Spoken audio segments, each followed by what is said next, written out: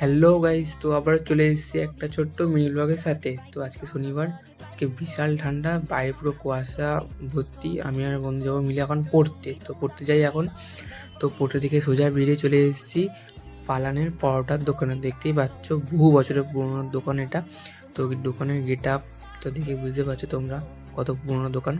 তো দাদুকে বললাম 4টে কচুরি 2 জায়গা করে দিয়ে দিতে, দাদু দিয়ে দিল।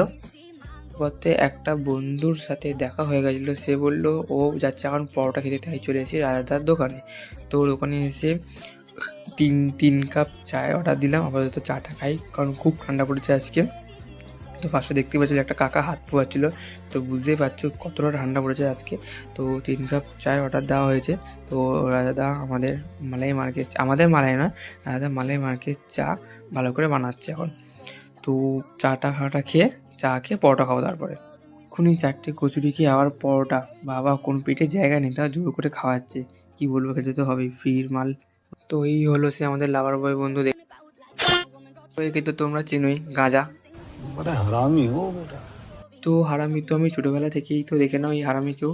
তো 3 কাপ চাটা খেয়ে, তো চা খেয়ে পরোটা নিয়ে নিলাম। তো পাশেই হ্যান্ডসাম বয়, क्या लड़का है, वेरी हैंडसम बॉय। তো পরোটা খেয়ে দিয়ে যাচ্ছে এখন আমরা বাড়ি। ও চলে গেছে ওদিক দিয়ে, আমরাও যাচ্ছি বাড়ি এখন, বিশাল ঠান্ডা।